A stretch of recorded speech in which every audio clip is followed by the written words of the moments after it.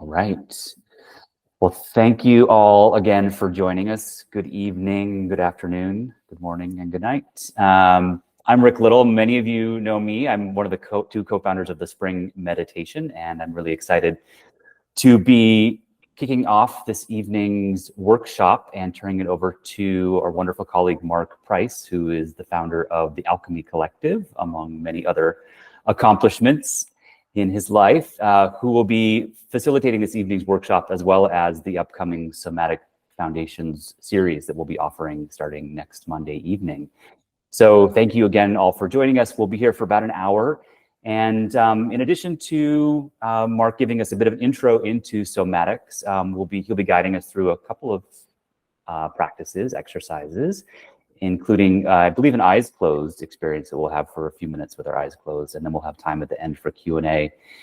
So again, thank you all for joining us. I am happy to turn it over to my wonderful colleague, Mark Price. Thank you so much, Rick. It's so good to be here. Thank you all for joining. And I also just want to say, because we're talking about working with the body, we're talking about working with capacity. And that's a really big thing that I kind of talk a lot about in the course, is really starting to build out discernment around desire versus capacity. So you may want to be here, but the capacity might be a little low. And if it is, feel free to adjust. Feel free to like turn your camera off. Feel free to lie down. I see someone lying down. That's fantastic. Just navigate accordingly, whatever feels appropriate for you. Yes, One Rick. other pro tip for those who are new to Google Meet: if you hover your mouse over Mark, you can hit the pin button, and that will make him full screen if it makes it a little bit easier to see him while he's speaking. So this pro tip for you for Google Meet. So yeah, thank you for that.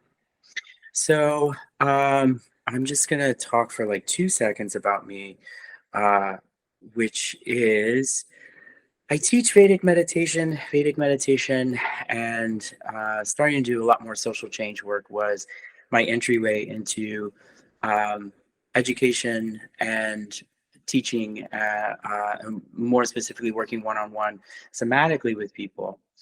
For me, the question really came up around the time of the pandemic, particularly after the murder of George Floyd. I was noticing a lot of people were having a hard time being in their bodies, and particularly a lot of meditators were having a hard time being in their bodies, which to me, that was a brilliant opportunity to delve into why and how we could sort of like best resource students for that. So at the time, I was doing some social change work. I also work with a group called Broadway Advocacy Coalition. So at the time, there was a lot of conversation around being trauma informed. So I was delving into a little bit of trainings about being trauma informed, and everything was always going back to the body, of course. There was stuff about language, about cognitive things, but primarily trauma informed was really circling around the conversation about the body and how to best. So anyway, all that led me to the conversation around working somatically. So I did some education with a number of different teachers and working with a coach with my own journey, and just deepening the process of becoming more embodied. So a good entry point is definitions, language. Language is always the jumping off point, because there is no neutral when it comes to language. And I'm kind of a language nerd. So what is somatics? The word somatics is derived from the Greek word soma, which means the living body, the living systems of the body. Thomas Hanna, who is kind of like the founder of somatics, really just simply means a form of work that engages the body and our felt lived-in sense of it. And that particularly lying within the realm of a healing process. So it's about working, it's about connecting to that innate parts of ourselves. If the Western lens is imparting control of our bodies, somatic work is about letting the body lead with awareness. So we're really letting nature be the guide. As we tune into the body, we're connecting to nature. As we listen to nature, we begin to understand that knowledge really can't be knowledge until it resides within a felt sense within the body. So why explore the body as experienced within? Very simple. We just live in a disembodied culture. That's like the cold hard facts, and it could not be more clear than that. We spend more time entertaining our boredom and less time leaning into and getting curious around our responses, and even our responses into what we're consuming. The result of that can lead to a sense of physical and emotional disconnection, ranging from numbing to disassociation and apathy. So in short, we just lose connection with that felt sense of what's going on internally, as well as an embodied self-awareness. So why should we care about being embodied? When we are embodied, we actually feel for others. We have a connection to a felt sense of empathy. We begin to resonate with the suffering of others. We can become active in protecting the vulnerable or the environment around us simply because we care. So becoming disconnected also means becoming disconnected from our larger body, which is the planet that we live on. So as a result, from this disconnection, there's so much fewer people who actually spend time outdoors. There's more kids that are glued to devices, more adults that are numbing out with entertainment or catastrophic news on loop. And while all of this time, social media news industries are flourishing in this global addiction. So the result is disconnection with the body. And we typically don't have a practice of coming into the body or in sensing into our natural responses. We sense and we feel our way through our natural responses every day, but we're seldom aware that we're actually doing this. And it's typically not until we're in pain, we're sick, or we're in crisis that we start to pay attention to what's happening from an embodied perspective. But embodiment really ensures our survival, our connections. For example, when we can't feel pain, we get hurt. We need interoceptive and exteroceptive awareness of heat and where a hand is in space to know it's been burnt by a stove. From that perspective, pain can act as a signal. Conversely, we need a felt sense of safety internally for connection, to feel love with another person.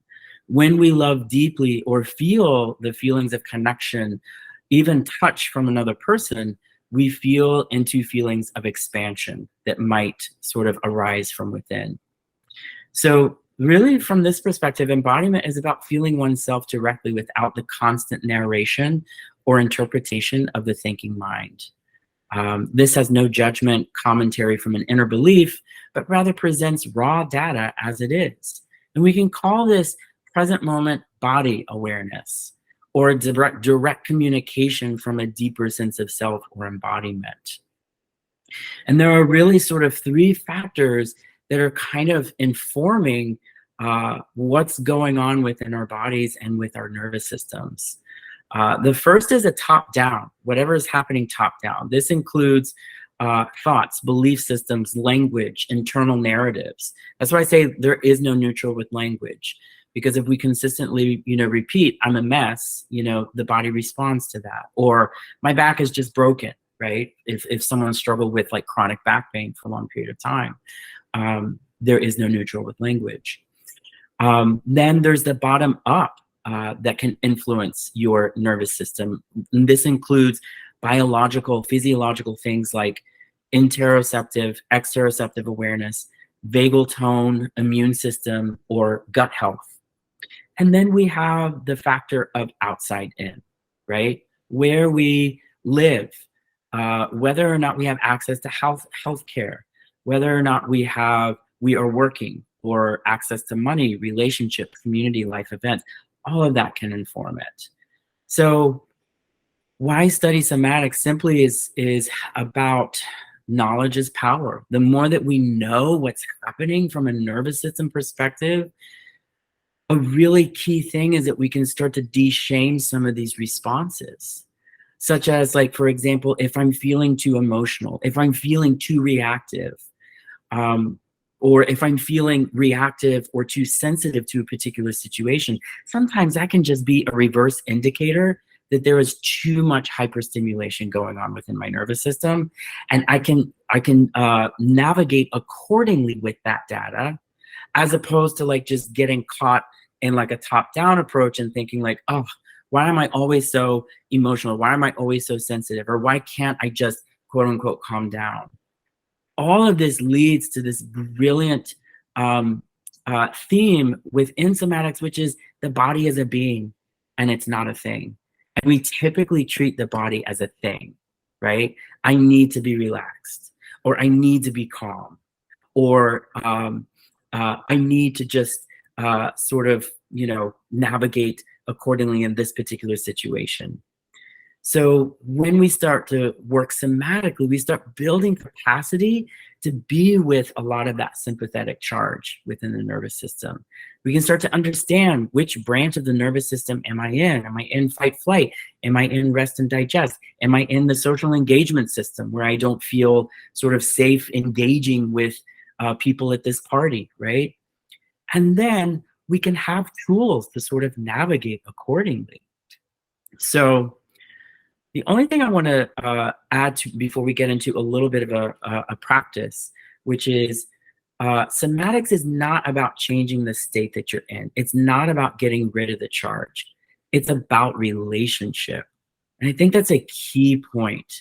The more we can be in relationship with some of these natural organic responses with the body, the more that the body starts to build the capacity to metabolize some of those responses. So I think that's one of the sort of like misinterpretations of working somatically.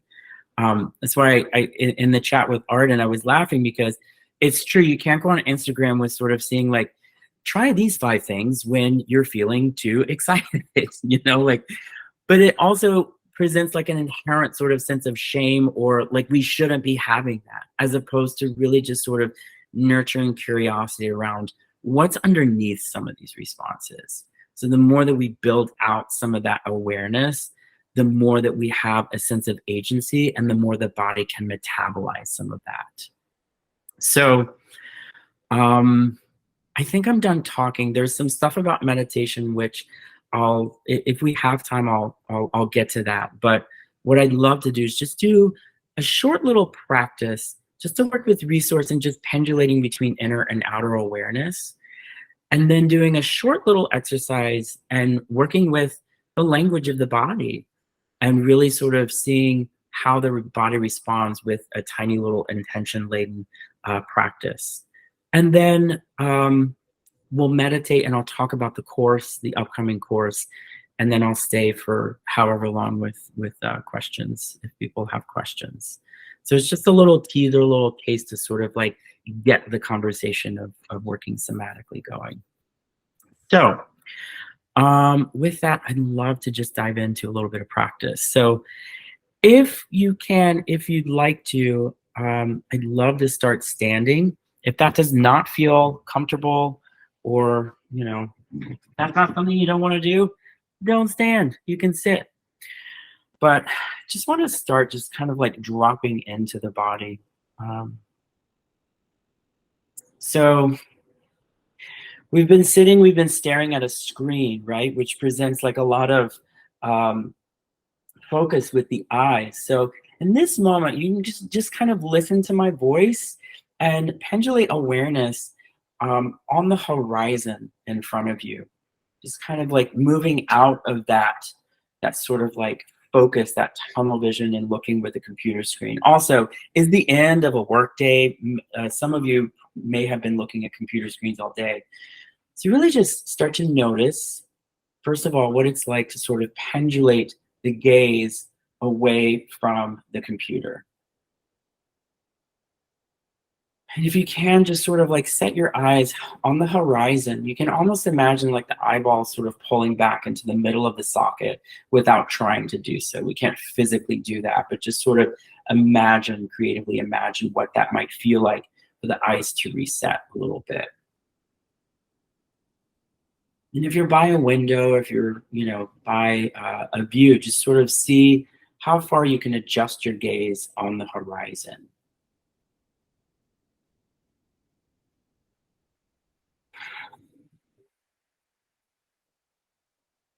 Just start to get curious around the responses of the body as you do. Maybe the body feels a sense of relief by pendulating that awareness out and on the horizon. Maybe it feels a little bit of hyperstimulation.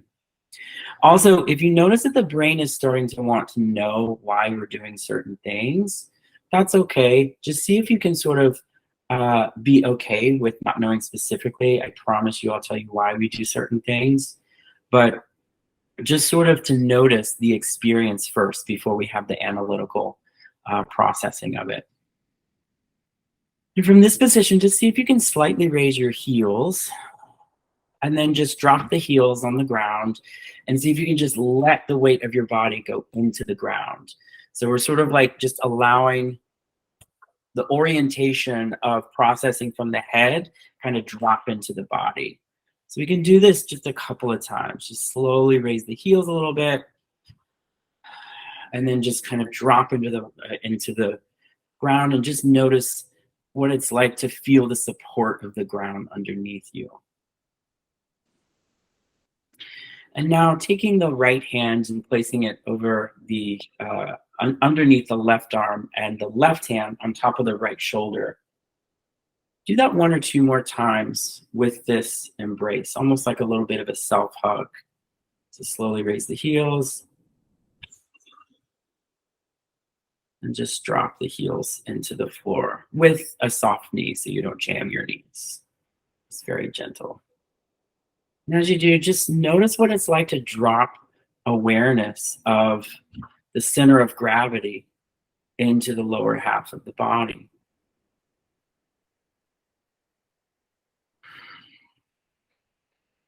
And now taking the palms of the hands, just place them where they fit comfortably within the eye socket. And just take a second here just to notice what that's like. Just noticing what it's like to sort of eliminate visual input.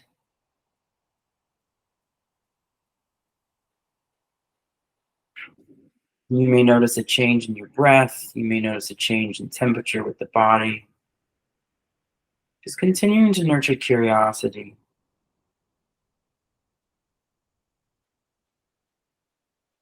And then with the hands still covering the eye socket here, just slowly tilt the chin to the chest. Kind of curl inward just a little bit until the elbows are resting on the abdomen.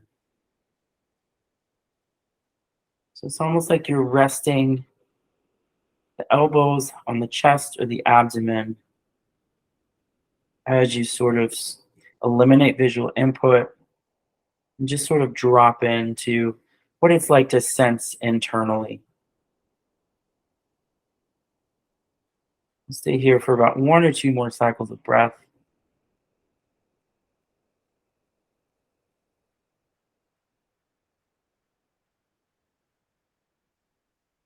You can kind of just get curious about sensation, maybe image, even though the eyes are closed, maybe um, emotion, movement in the body.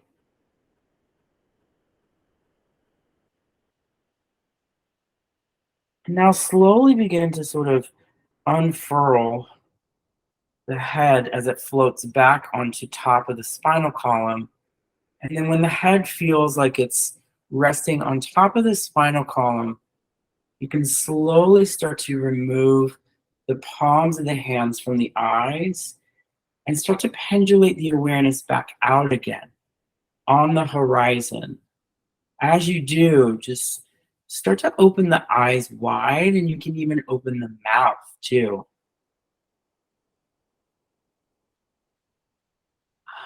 So we're kind of pendulating from this closed awareness to an open awareness. And just place hands along the sides of the jaw. Just notice if there's any jaw tension as you do that.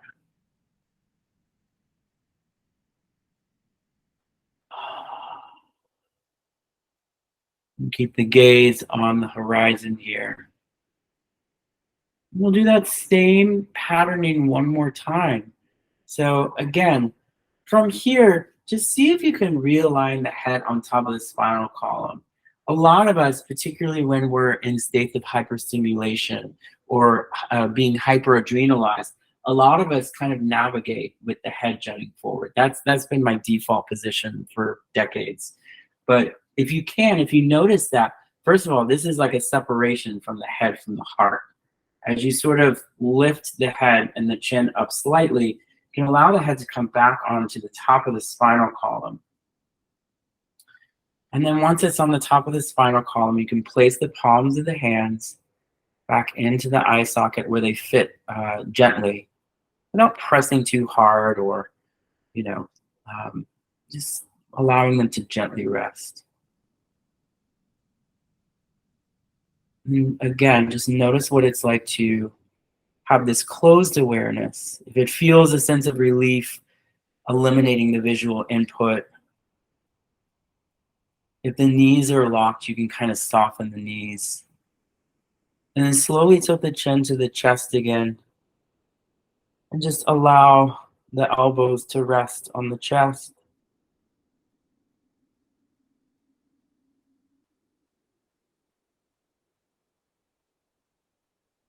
And if it feels resourceful to you, you can even slowly kind of shift the weight from side to side.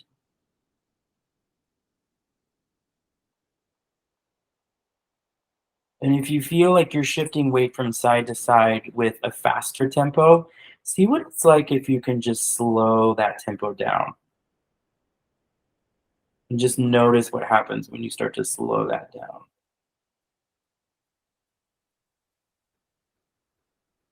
Notice any changes in the breath.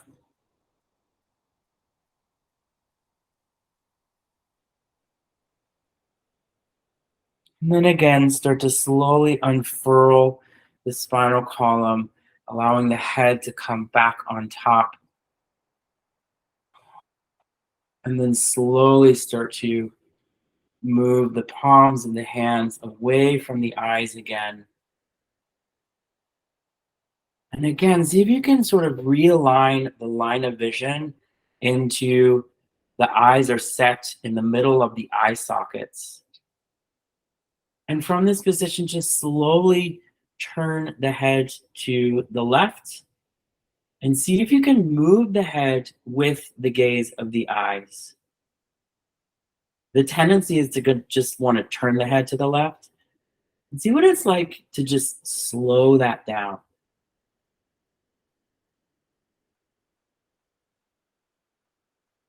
Just seeing if you can move the head with the gaze of the eyes, and then slowly moving back to center again. Again, just noticing if there's gripping in the hips or the knees. You can kind of soften just a little bit. And then the same thing, just very slowly, very easily starting to rotate the head to the right. And as you do, just notice what is in your environment, color, texture, shape. Really take in the environment. One of the things that working somatically can help us do that meditation doesn't really address is really building out this exteroceptive awareness, like where our bodies physically are in space. That allows for more of a felt sense of safety. And when bodies have that felt sense of safety, bodies can then start to soften. They can start to relax. So with that, just kind of notice, like, take in your environment. Notice the distance between the back body and the wall behind you. That's an area of awareness that we don't typically sort of take in. as well as height, just starting to tilt the chin to the chest and notice the ceiling and notice the floor. And again, as you do, just notice what happens with the body. If the breath starts to slow down. And now you can just slowly start to shake the wrists as you let that go.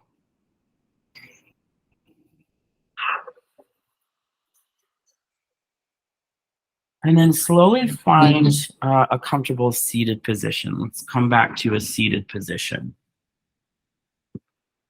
Now we're going to do a little bit of a guided practice just to explore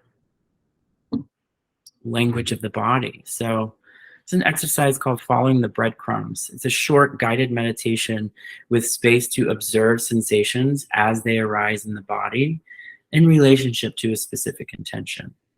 So what we'll do, I'll just guide into what's called a little bit of a body drop.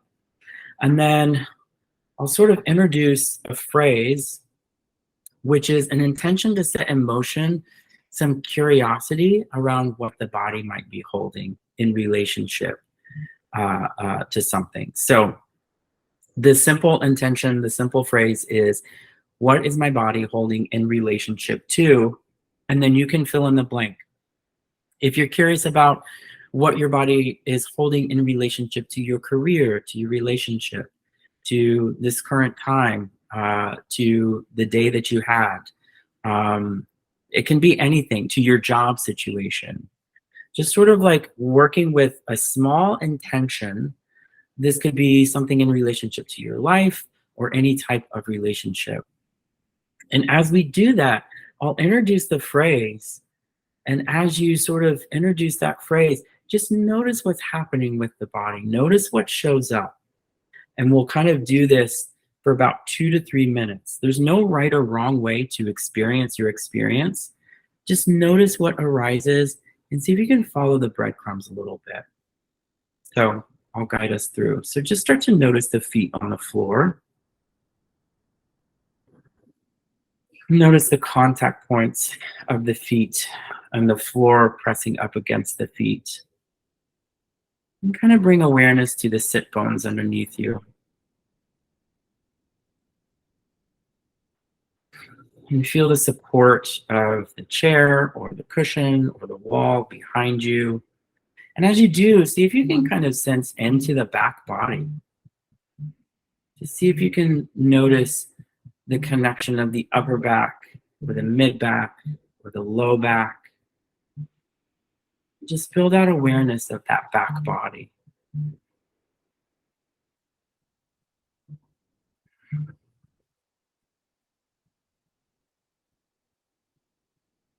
And now bringing awareness to the center of the chest, around that heart space.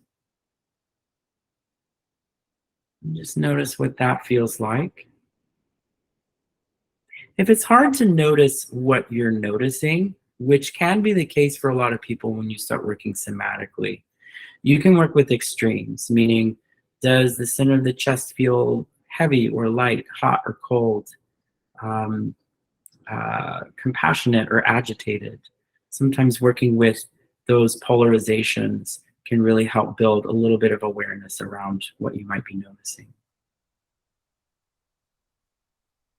And now, almost like a tiny pebble throwing into a lake and just allowing it to ripple out, just dropping in the question, what is my body holding in relationship to? And then filling in the blank with whatever intention that you're curious about.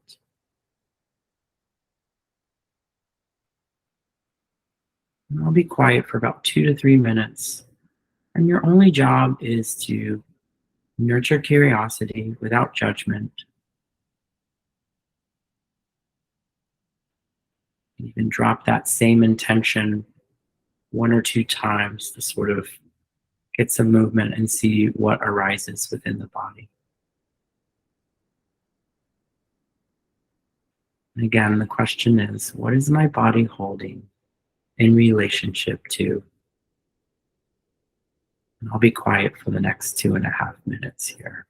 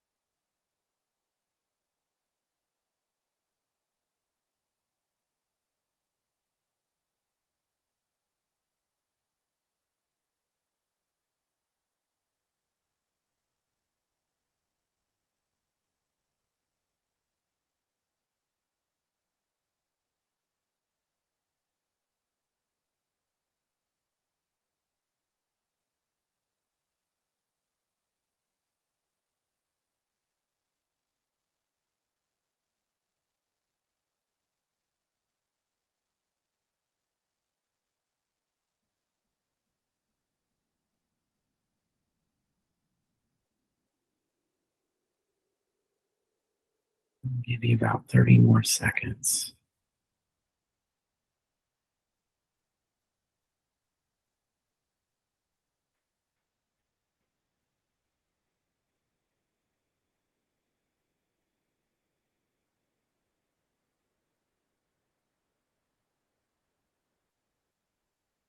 And slowly start to feel the feet on the ground again. Sit bones underneath you, kind of coming back into the body. Seeing if there's any requests of the body. If you need to stretch, adjust.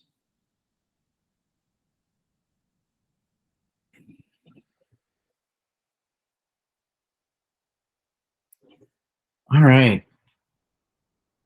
I would love to just take a minute or two, just get a couple of observations about either that particular exercise, what you noticed, or just working with a little bit of that pendulation between inner and outer awareness. So, any reflections about what we've done, but also really curious about if anyone sort of noticed anything with that last exercise. And you can just take yourself off mute and kind of chime in.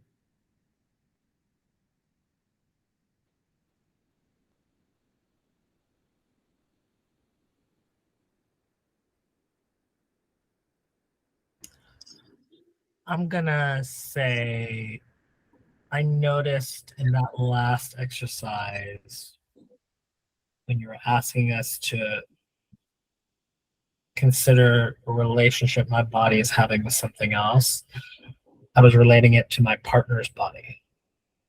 Mm, And it was interesting.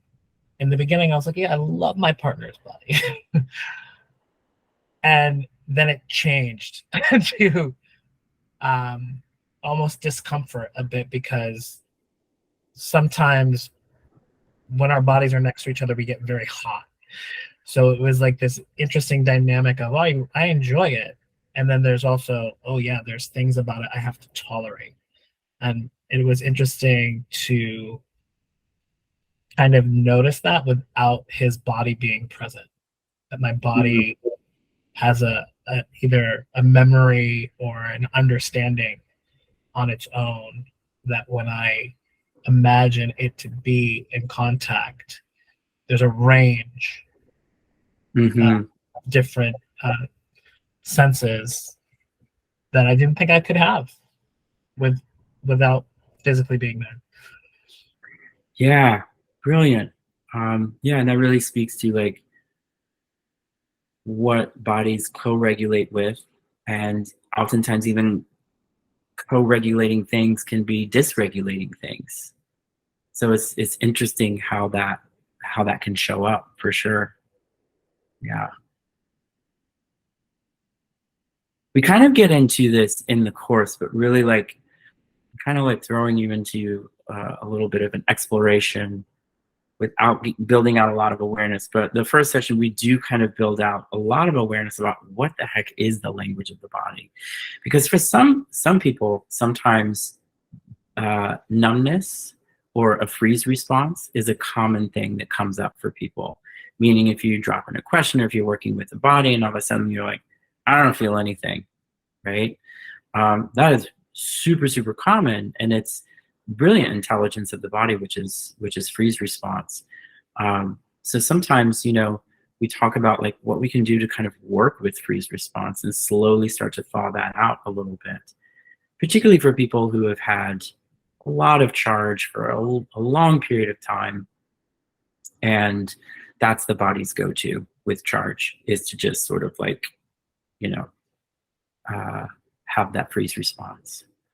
But yeah, anyone else want to jump in real quick? And no pressure if not. I noticed when I thought about relationship to my husband, I did a bit of the freeze response. But then when I thought about my job, I started to feel like shortness of breath, kind of nervous feeling in my chest. 100%. Mm-hmm. Yeah. And how are you feeling now, by the way? Still a little bit of that, but not overwhelming. So if you have a pillow nearby, Mhm. if you can just like place a pillow on your belly, that can help. Mhm. Yeah, that'll help just build out a little bit of safety for the body, sort of like help. Mhm. You can just bring awareness to the pillow, sort of making contact with the belly. Yeah, it's brilliant, isn't it? It's brilliant how the body has a language of its own. Mhm. And it has these impressions, it has these imprints. And really, like, I mean, it's a very simple exercise, but it really speaks to the foundation of a lot of this work, which is so much of working somatically is just about slowing down, just to notice what's present, just to be able to sort of nurture curiosity.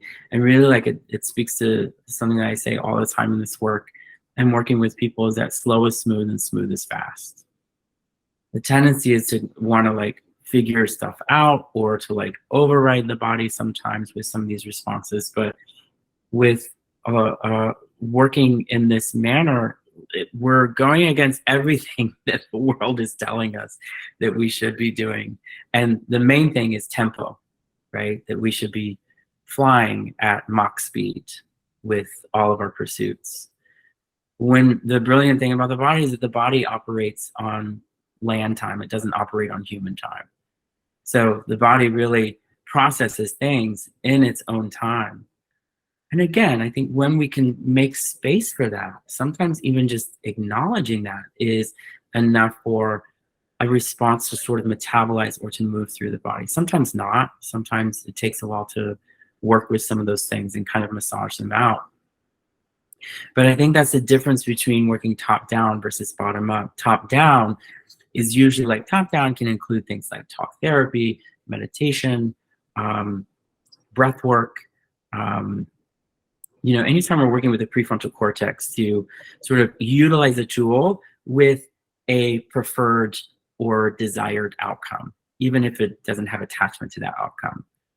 Whereas working bottom up is literally just meeting what's there and creating a container for that to actually present itself. And so as we do that, we can navigate accordingly based on that intelligence or based on what some of those charges in the body are really letting us know that the body wants to do in those moments. For example, just to speak to your observations, that response doesn't necessarily mean that, you need to quit your job or that, you need to have more date nights with your partner. Mhm. It's just sort of like, it's these tidbits of information that can help build awareness around what might resource the body when I'm in those moments, and how can I sort of create a container to metabolize some of these responses so those responses just don't accumulate. And then every time we walk into the work environment, we immediately like heart rate is up, and like that's a lot of working with people, particularly in the corporate world. That is a huge thing, is that they're walking around with so much charge and they're not even like aware of what the body's response is even doing. So it's just fascinating, absolutely fascinating. And we do kind of talk about that in the course a lot. So any other observations before we sort of move on? It's just a little taste. It's a quick little practice just to sort of get curious around, language of the body. And again, really highlighting this idea that the body is not neutral. Language is not neutral. The body is not neutral in its responses. It has relationship with things based on those impressions or those imprints from the past. And the other good thing about working somatically is that we don't have to have the psychology part. Meaning it's not like talk therapy where we need to parse it out with a lot of, dialogue and assessment. It's literally meeting that charge in a different way than which it was created in the first place. And the body responds really quickly to that a lot of times, meaning the body doesn't like to hang on to a lot of those charges. The body will typically metabolize that pretty quickly. when we were working in that manner. All right, so I'll just talk really quickly about the upcoming course, and then we'll go into a little meditation, and any questions, answer any Q&A, happy to do. So we have a course starting next Monday, I believe, this time, next Monday. We meet for 5 weeks, essentially. The first session is really just about understanding the nervous system as a sensory and processing organ. We're looking at the link between the brain and the heart, employing a couple of practices just to sort of drop into the conversation around resource. Then the second session is really kind of establishing a foundational practice that you can sort of add to your toolkit, and really diving more deeply into resource, really looking at how the body holds charge in relationship to things and how we can sort of find safety in the body. The third session is really building out the discussion of building safety in the body and distinguishing really the language of the brain from language of the mind, and working with states in the nervous system. The session 4 is really understanding how stress cycles work and leaning into A, awareness, and B, how to complete a lot of stress cycles. That's one of the things that I think meditation can't really address, just by nature of what the practice is oftentimes meditation is about down-regulating, whereas when we're working with stress cycles, or when we're working with an accumulation of charge in the system, sometimes we can work with that charge to mobilize it and complete that stress cycle, which I talk more about in the course. And P.S., like, working somatically and meditation, brilliant, right? By no means am I saying like your meditation practice is lacking in any way. This is just about building out more resource and tool that you can work with in accompaniment with that. And then session 5, we kind of look at how we bring everything together and look at some of these somatic practices, and kind of have conversation around how to increase building capacity as we move forward. So, any questions so far about the conversation around somatics, around how one works with somatics, or any questions about anything that we did, anything that I kind of like covered briefly, anything that you're curious about, essentially?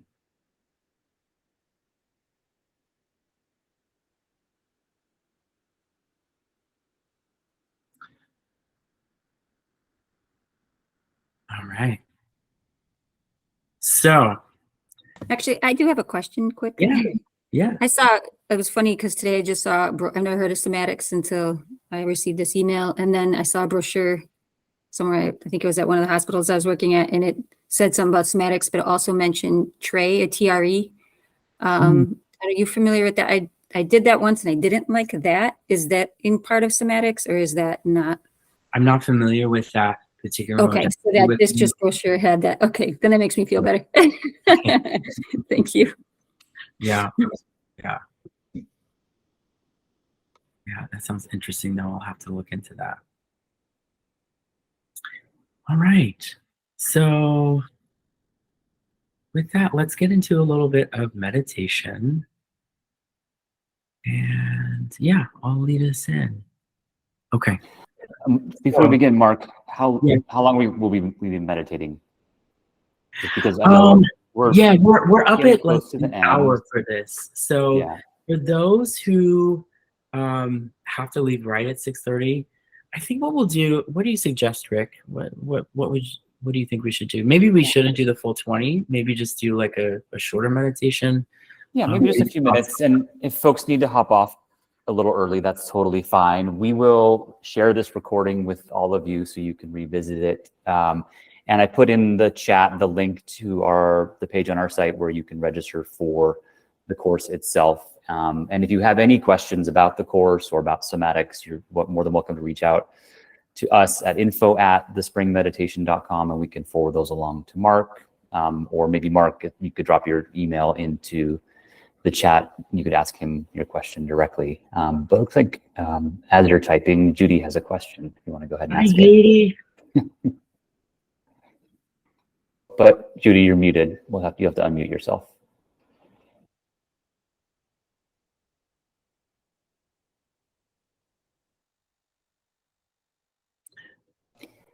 Are you on your phone? Wait, There we go. There you go. Oh, no, this is, I'm not used to the Google thing. I'm used to Zoom. Yeah. This is weird. Anyway, are we starting next Monday or the Monday after? We're starting next Monday.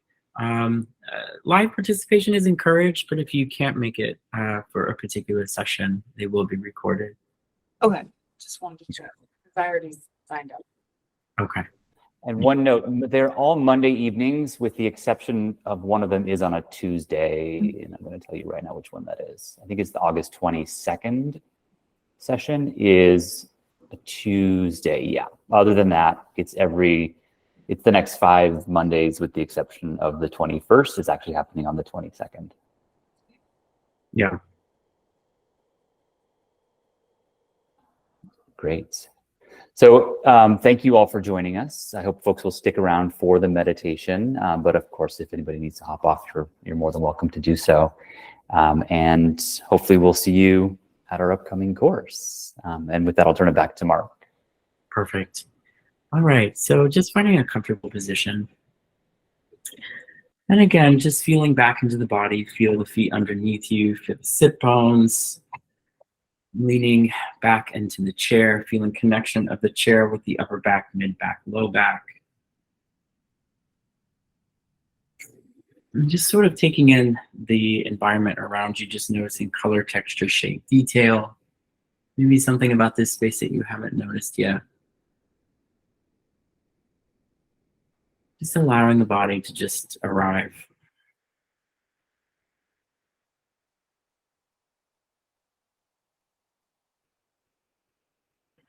And then slowly closing the eyes. Just starting to bring awareness into the breath. Noticing where breath is, if it's in the low belly, mid chest, upper clavicle. No need to correct, adjust, or fix, just noticing what is. Take 1 or 2 cycles of breath and just allowing the breath to breathe the body.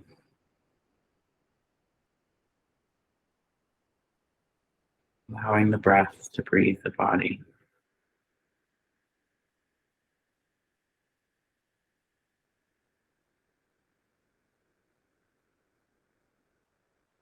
And then when you're ready, you can very easily pick up the mantra in the back of the mind.